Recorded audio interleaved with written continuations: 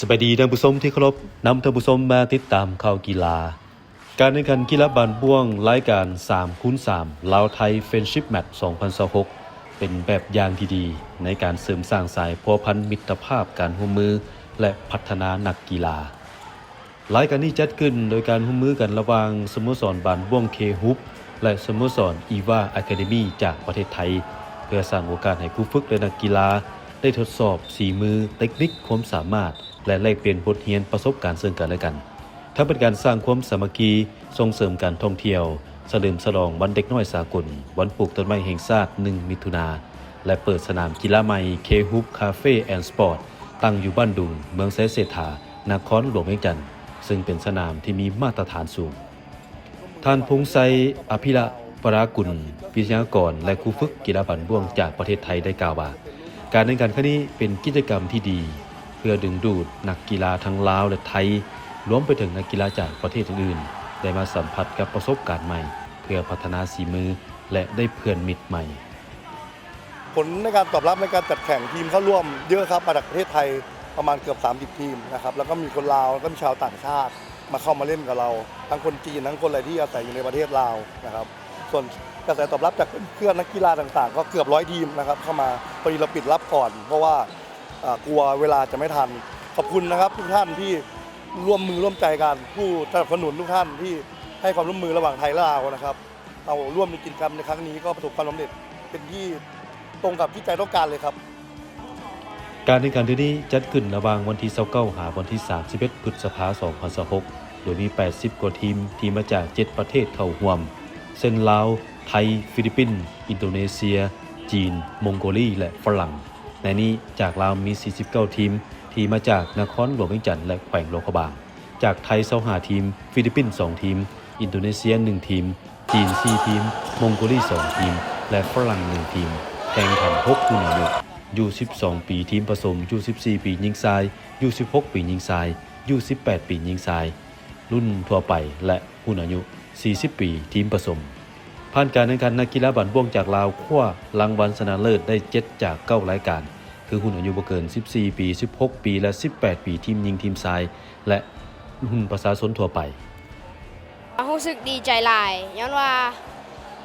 เดินบาสนี่แมนคักหลายเฉพาะห้องน้ำมีติดตั้งแอร์อีกในอนาคตอยากเข้าทีมชาติต้องไปซ้อมทุกมื้อกับต้องตั้งใจมีความพยายามกับความสามัคคีได้สกิลใหม่มูใหม่แข็งแรงแล้วก็อันที่มีความสามัคคีนะในเป็นทีมมันแข็งแรงแล้วก็อันที่มีความสามัคคีนะในเป็นทีมI feel very nervous, but I think we're doing good so far. I want to be a good player, hopefully in the NBA. ชื่อแมนครับมาจากทีมลาวบอลเลอร์ได้ความประทับใจในงานนี้เพราะว่าสนามดีมากห้องน้ำติดแอร์ด้วยและอาจได้แชมป์ด้วยครับขอบใจที่ทำให้มีงานนี้ขึ้นมาจะได้มาเล่นและอยากให้มันมีอีกเพราะอยากได้มาเล่นอีกครับรู้สึก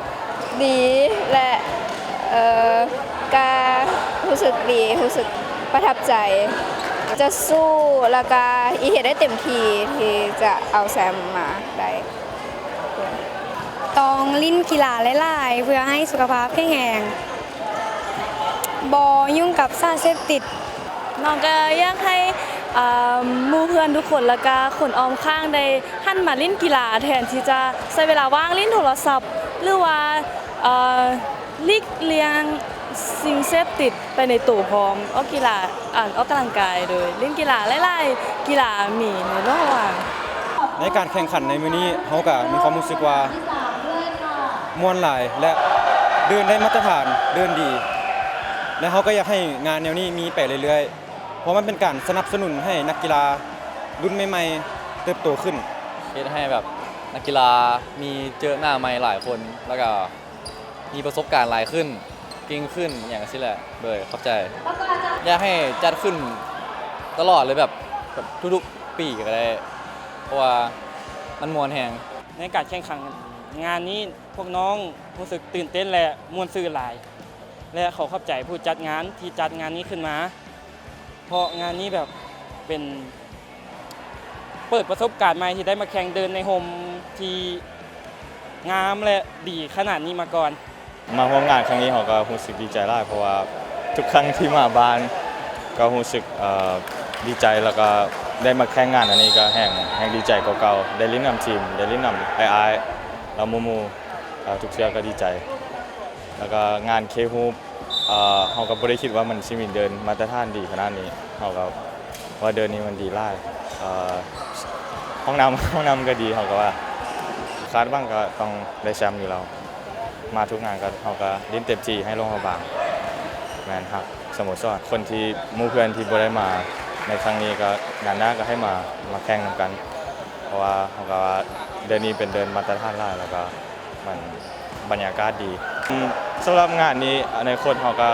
อยากขอให้เขาจัดเต็มได้รายงานเพื่อนบ้านไทยให้ก็เชิญชวนให้มาแข่งละลาย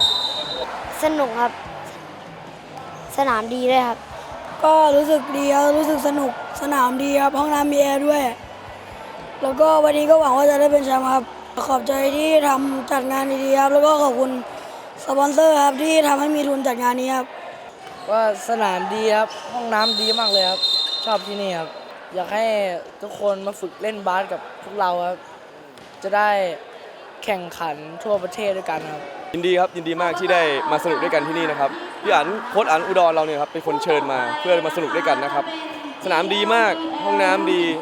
คาเฟ่ดีทุกอย่างดีหมดเลยครับโอ้อัศจรรย์มากแล้วก็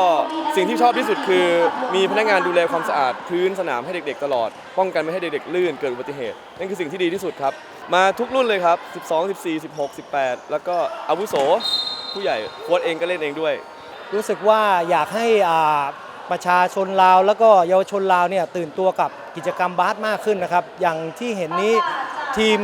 ที่มาร่วมแข่งขันมากกว่า82ทีมนะครับก็ถือว่าเป็นนิมิตหมายอันดีที่ว่าจะทำให้เราช่วยกันผ่าน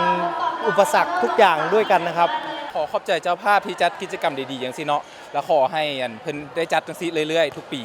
เพราะว่าอันนี้ก็ถือว่าเป็นการส่งเสริมเยาวชนให้มีการออกกำลังกายเนาะแล้วก็เป็นกิจกรรมดีๆสำหรับพวกน้องๆรวมไปถึงเฉลิมฉลองวันเด็กที่จะมาถึงนี้นำขอบใจ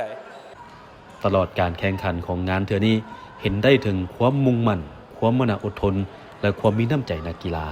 ครอบครัวหมู่เพื่อนก็คือกองเชียร์ก็ทรงแห้งใจให้กำลังใจอย่างใจจดใจจ่อติดขอบสนาม